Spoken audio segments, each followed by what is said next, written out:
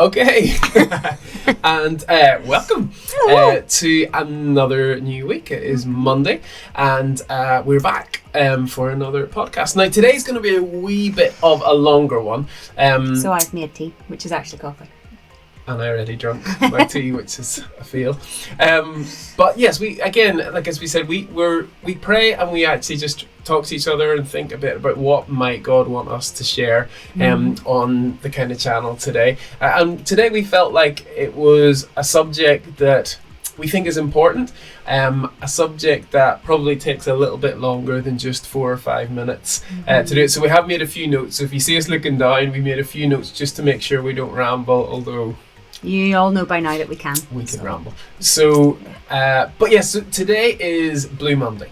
So it's I don't know whether who named it that or where that came from, but I guess the idea, isn't it, out there that this is the Monday in January where we're kind of in routine again. Like Christmas is gone, the New Year feeling is supposed to have passed. Where our credit card bills from Christmas are supposed to be coming in, all these kind of things. Yeah. And I think if someone can correct me if I'm wrong, but I think statistically it's one of the days where people feel the most down or they feel the most blue. Yeah. And so therefore it's called Blue Monday. And I guess what we felt that we meant to talk about today and that we were meant to talk about today was, what does it look like to walk on the other side of pain? What is it like to feel pain and what is it like to walk on the other side of it? Yeah, and I guess that's what Blue Monday is about a little bit, isn't it? It's pain, being in pain for whatever reason, and we all know about pain. If we have lived life at all, then we'll know about highs and lows, and we'll know whether pain has come in the form of relational loss or breakdown or losing a job or the disappointment of missing out on a promotion at work or having to move away from your home, or maybe grieving, maybe having walked through loss, or maybe walking through a medical diagnosis that was negative, and whatever. We all understand like what that feels like. So I guess we wanted to kind of look a little bit on, well, how do we not just live there in pain? Absolutely. And we think that's for everyone, right? Yeah. Like from the youngest to the oldest, that like we all experience pain in so many ways, as Janet's already said. And one of the things that we've always learned is, even when it's your kid, if you're a parent coming home from school at like 6 years old and they're crying their eyes out because, I don't know, a kid stole their felt tip or something like that. As an adult, I know that pain is naturally it's going to get okay. It's going to be okay. Like they're going to get over that. But however, in that moment, that pain overtakes their heart. So that pain's important. So I guess what we want you to know today is that whatever age you are watching this, I don't think many 6-year-olds will be watching this, but that pain is important, because one of the things we found out about pain, and we'll get on to the practical steps of how we walk through pain in just a few minutes, but there's two kind of extremes that we've learned that happen when it comes to pain. And we're not qualified counselors or psychologists. We are people who worked in church for a long time and had to deal with a lot of pain, and we've our own journey with pain, like all of you probably do as well. But we've learned that there's two extremes that tend to happen when it comes to pain. And the first one is that actually we tend to ignore it. Yeah. So what we do is we say, this is painful, whatever it is that's come up, and I just don't want to deal with it. So I want to find the fastest route to get through this. Give me the A to B as the crow flies. I just want to get through this thing. And so we start sprinting through that pain, quite often just ignoring it and pushing it there. Sometimes we'll do that because we think, well, my pain isn't as bad as their pain.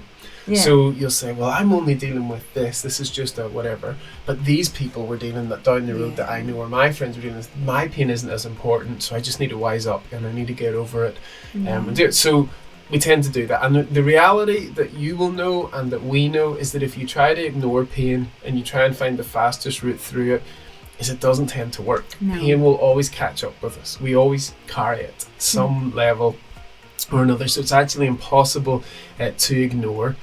at least without it changing us indefinitely. Yeah. There's something that actually we lose in that moment. So that's the one extreme, is to Yeah. ignore pain. Yeah. On the other side is to get stuck in pain. Mm-hmm. And this is just the opposite end of that, where on this scenario we're trying to sprint through as quick as we can. Yeah. On this scenario we tend to camp in the middle of the pain and we just make it our home. And like it becomes part of our identity. yeah, like, and again, that might be you today. You might know people like that who maybe a painful thing happened to them a long time ago, and whilst pain in some way we always will remember Yeah. painful things that happened to, we all know sometimes we can end up just living there. It's like that pain Yeah. happened just yesterday, Yeah. when actually it was a long time Yeah. ago, and it can become identity. And Yeah. It's healthy to feel it, of course. yes, like, yes. yeah, it's not what you're talking about, but just to be really clear on that. Like, it's not about not feeling No. it and not working through it, but it is that, like, in years, as you said, down the line, like, kind of going, like, it just happened. And we wanted to really... Well, just Take before. a minute, is that all right? No, well, before you say that, Uh-huh. I don't know what you're going to say. But I'll tell you now in a minute what I was going to say. but I guess just to finish that, so it's those two extremes. Okay, Okay. so we don't want to ignore pain, Yeah. and we don't want to camp in the middle of pain Mm. forever. And I guess for us, obviously, we've talked about our faith and the fact we follow Jesus. And one of the verses that actually we hear read at pretty much every funeral and thing is a verse from Psalm 23, and it says, "Do you know, though I walk through the valley of the shadow of death, you are with me." And this is actually a verse that's talking about Jesus' death. It's one of the psalmists who wrote the Psalms is actually thinking ahead and prophesying about how Jesus was going to walk through a painful period in his life. But the interesting part, anyway, about that verse is that it says, "Though I walk through the valley of the shadow of death." And really what that's communicating is somewhere in the middle of those two extremes that we talked about. What it doesn't say is, you know, though I run or sprint through the valley of the shadow of death. Yeah. It's saying, hey, you got to walk enough that you appreciate that you're in that place. There's stuff you've got to deal with. But it also doesn't say, though I stand still, Yeah. or though I camp, or though I live in the valley of the shadow of death. It communicates a movement through.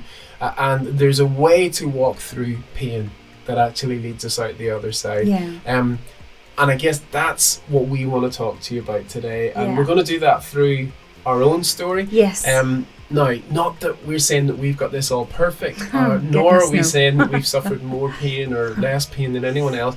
The reality is it's just our pain and the Yeah. stuff we've had to deal with, but we hope it's going to be helpful. Yes. And I guess, just that. We're going to share a little bit of our story, and it's for us the most painful thing that we have ever walked through, and but it illustrates, I think, I don't know, just this what we're talking about, that there is life on the other side, that there's a way to walk through pain and all the way out the other side. And so we've talked about on here, I think, that about our son.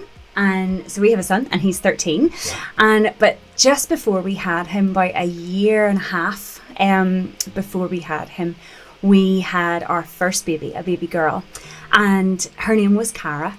And she was absolutely gorgeous, a total little treasure. And Cara lived with us here until she was 16 days old, and then she died really really sadly. And basically the journey of us getting pregnant with Cara and carrying her was absolutely incredible. And we were the first 20 weeks like cloud nine, right? Yeah. Just so excited. We wanted her, we wanted to be parents, and she was our first. And then at the 20-week scan, we got some bad news and found out that she was not very well. And that began a very different 20-week journey to the end of our pregnancy with her. We still wanted her more than anything. We loved her completely, and we ended up lots and lots and lots of hospital appointments, and at each one finding out that she was sicker than the time before. And there were points along the journey, obviously, when we just thought we might not even make it full term or anything like that. And you know that we follow Jesus, and so we have high faith. We believe that God heals. We've seen God healing so many times, haven't we? Yeah. Physical conditions, like total miracle stuff. We've seen it, and I had the privilege of praying with people and seeing them miraculously healed. And so we walked in this tension, I guess, for those last 20 weeks of pregnancy of God can heal Cara. And then go into the hospital and hearing the next worst result that we could get, or having a next horrible scan or whatever it was. And so we prayed with every fibre of our being and we cried every tear that we had all at the same time. For us, this was our worst pain. And so anyway, fast forward to the end of that, we went full term almost with Cara, and then she was born, and we got to hold her in our arms for 16 days. And they also were a mixture of highs and lows. She was able to do things that the doctors thought she would never be able to do. And we saw little, I don't know if there's such things as mini miracles, but it felt like mini miracles that we watched in her life in that short time. And it was unbelievable. And we got to be her parents, and she will always be our daughter. And but when she was 16 days old, we lost her. And it was excruciating. Yeah. And in that time, not only were we in a lot of pain, but we had a lot of questions and fears and worries about how on earth we were going to keep walking through that, and what life was kind of going to look like for us. But what we found was we were able to keep walking. Yeah. And we literally did walk through the valley of the shadow of death. And we kept walking. And what happened was, on that walk, we found healing. And what I mean by that, as you can see from me sharing the story, I don't mean that all the pain went away. No. And that we became like fine with what had happened, like, oh, it's okay now because we've experienced healing. That's not what I'm talking about. What happened to Cara will never be okay. It's wrong that she died. Babies shouldn't die. That's wrong. But what happened is, as we found healing and walked all the way through that pain out to the other side, we found that we're more okay now on the other side of things than we ever have been before, even before Cara. We find life on the other side of the pain, right? Yeah, and I think, you can see it in Jana, and like, I don't think you ever forget pain. I actually don't know if we have the ability in and of ourselves to just forget anything, and because those things make a mark on us. We, on some level, we carry them, right? I guess it's how we carry them. Yeah. Is the important thing in this. And so we are going to share just some practical steps we took in that. But I guess that the big thing that we do need to say, and we know that you might be watching this and you're a follower of Jesus, and what we're about to say will make a lot of sense to you, but you might be watching this and you're just not. And hey, that's okay. We're really glad that you are watching this, and we never want to put any pressure on anyone who watches this. But the reality that we cannot hide when we're going to talk about these steps is that these steps are built on God for us. Like, I just am not sure. I mean, practical steps are important. I know people who follow Jesus who don't take any practical steps and just say, all you've got to do is just believe in God, and actually sometimes they don't heal because they didn't do anything with take the their journey, pain, right? or they didn't take the journey. And I know other people who say, well, you can just take these practical steps and they'll heal you. You don't need God. And I've watched them stay in pain. But actually, when we combine those two things, I actually think that's where healing comes from. Ultimately, the source is Him. That's right. And God, in our humble opinion, but we do have to take those steps. And so I guess we just wouldn't be being honest with you if we didn't say that we believe God walked with us in every step, and we believe that it says in the Bible, the joy of the Lord is our strength, and we believe that's where our strength came from. Yeah, But- we find that to be really true, right? Yes. In our journey, yeah. But that's it. Yes. These steps are still, I think, going to be helpful to you, whether Hope you're so. watching this going like, I don't want anything to do with God or Yeah. anything. We hope that they'll still be helpful. And so, anyway, but we needed to say that, I think. So three important things for us in this. And step one, we'll hopefully put the wee things down on the headings down in the bottom of the video here. But the first thing was we chose to live in the mystery. Yeah. We chose to live in the mystery. And really what we mean by that is the biggest question everyone asks when they go through pain, and all the different types of pain that Janet described earlier. The biggest question we ask is why? Yeah. Why did this happen, right?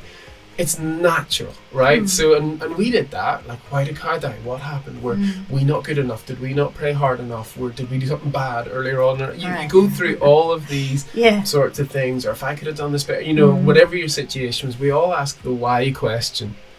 And one thing we learned in that journey is actually the why question brings no healing whatsoever. Yeah. It just doesn't. In fact, one of the things that I quite often say is this, is, when I think about even the days after Cara had passed away, if God had just sent me an email or a text and it said, "Dear Neil, here are all the reasons why Cara died," and he just listed them out in a huge email and I had read them, there's no way I would have read that email, hearing all those reasons and gone like, "Oh, brilliant, great, Yeah, like, that's okay then." amazing now." Yeah. No, why? Because the pain wasn't caused by the why. The pain was caused because we lost her. And so we started to realize it's wasted energy to ask the why question. The reality is these things are mysterious. Yeah. I don't have all the answers for why these things happen. I understand parts of it, but I don't understand it. And so we just kind of resolved there was no point wasting energy chasing something that actually isn't going to deliver healing anyway. So we began to change the question from why to how. Yeah. And it began, how can we journey forward without being people who are just broken forever? How can we be people who live in joy and not in pain? How can we ensure that if we have any other kids, that they don't live in the shadow of our daughter? And we just started to ask those questions. So I guess point one is just, we've got to choose to live in the mystery. We have to do it, because I think without doing that we can get stuck very very quickly. Yeah. So number one, choose to live in the mystery. Number two, choose to re-engage. Yeah. Now this is another massive one. When you go through pain, and you'll all know this, even probably the most extroverted of us, Janet, can struggle to want to see anyone. Yeah. The reality is, people don't always know what to do with pain. Okay, and we're all as guilty as everyone, right? When you see someone who's been through an incredibly painful moment, you know that you want to help them, but you're scared you're going to say something wrong, so you end up blurting something. Or, goodness, even in the days after Cara, when we were walking, we saw people even crossing the street not wanting to talk to, and it's not because we get it, right? we'd done anything wrong. They just didn't know how to deal with this, right? So there's this part of us in those moments when painful thing happens, we just think, I don't want to see anyone. I don't want to deal with their questions. I don't want to listen to their nice little trite statements that are supposed to make me feel better but actually make me feel angry. And we had loads of those. People coming up to us go, "Well, you're young, you'll have another one," and you're just like, but what we realized is, in the middle of all the awkward of community, there's also the awesome. That there's actually healing that's found in that there's people who can walk alongside you, and even if they say the wrong things the odd time, it's just important for you to realize that there's a world outside of your pain, and to talk, to communicate, to do things again. And I'm not saying you throw yourself in 100% straight away, but I know for us, when Cara died, we went to church that next Sunday. She died on a Saturday. We didn't go to church the next day. It was just too raw. But the next kind of opportunity we had, we went, and it was hard. It really was. People were wonderful. It's not like they weren't, but it was just hard to turn up. But you know what? Doing that was like ripping the Band-Aid off. It was once we've done that once, first one was done it then. became easier, Yeah. to Yeah. do the next week and Yeah. the next week and the next week. But the reality is, the longer we take to re-engage, the harder it becomes, because as we sit in our homes trying to protect ourselves, we actually make the outside world a scarier place Yeah. than it is, and we hold back. So I guess the second point we would say to you is, Yeah.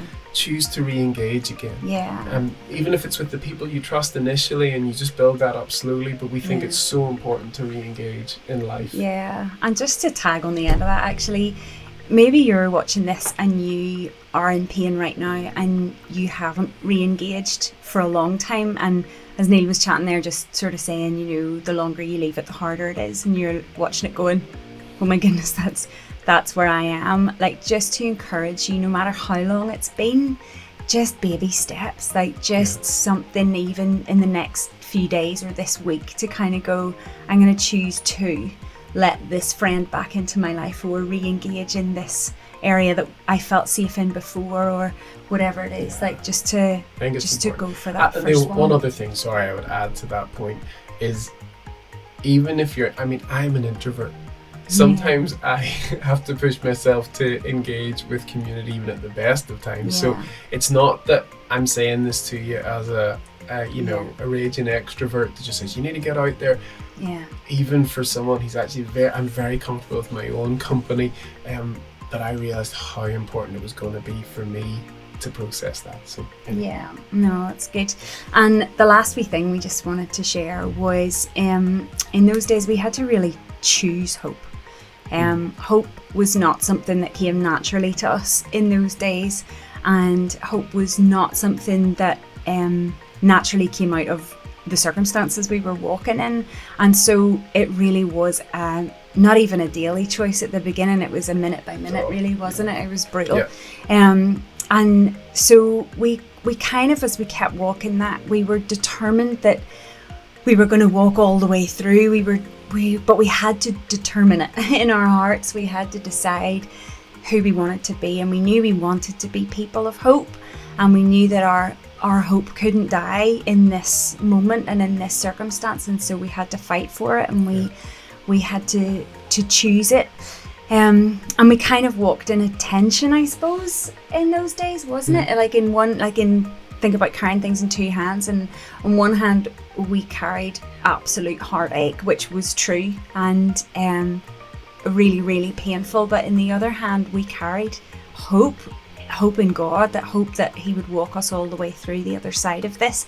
And that was equally as true as the heartache, wasn't it? It was like those two things, it was like two truths that held us in that time. And I wonder if my little tightrope story might be helpful. I remember actually, as we were walking through the grief of losing Cara, I had this picture of me like walking on a tightrope, carrying a big pole, and that was weighted equally on either end, do you know? And it's kind of those two truths that were on each end. One end was hope and one end was heartache, and I knew that if I leaned too heavy one way or the other into one side of those, I would fall off the tightrope. Like, I knew I just wouldn't. I needed the two truths in order to just kind of keep me walking, keep me upright, and kind of keep me steady in those days.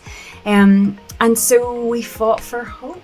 We tried to choose hope in everything that we were doing, and actually hope remained, and hope regrew, and hope kind of rebirthed in us all the way through to the other side, until we kind of found ourselves one day years later having a conversation, and we just said, hope's not a choice anymore. Hope just is. Yeah. It was reignited in us, and it was again part of us, wasn't it? Do you remember that day? We were just, that was the day that we wrote that post, but it was just and then it becomes that point, isn't it, on the tightrope? You don't need to hold that thing anymore, because hope becomes a reality. And so look, those are the three things that we think have helped us, and we know they've helped some other people that we've talked to about this. And I'll put a wee summary of those points at the end of the video, just if you can take a screenshot of them or whatever.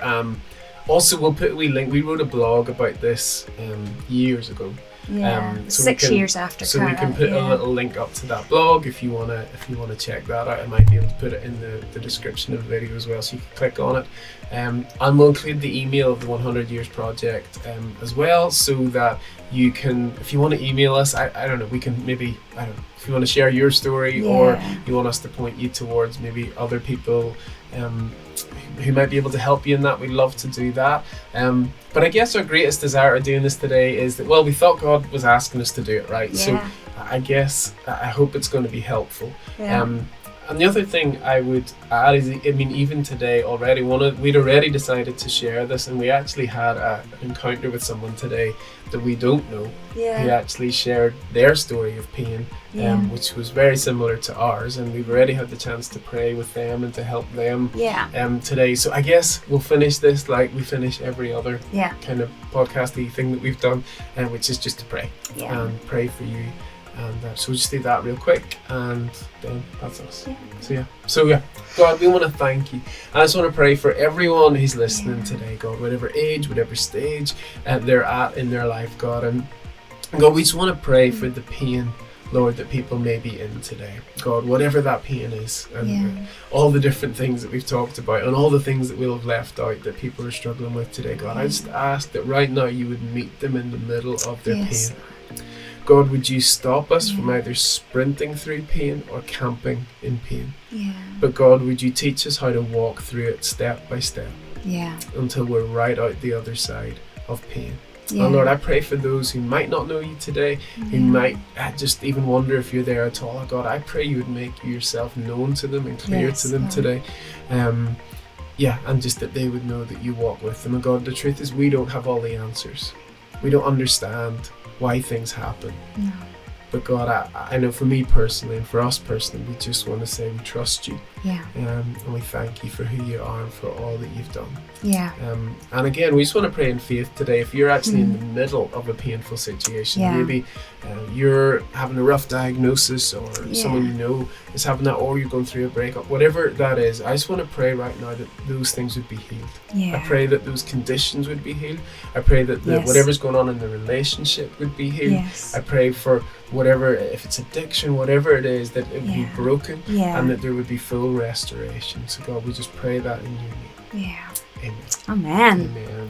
Well, guys, that is a bit of a longer one today. Thanks for hanging in. Well done if you've made it all the way to the end. We'll put up those links and have some stuff there. But that's us for today. Go well, and we'll see you super soon. Thank you.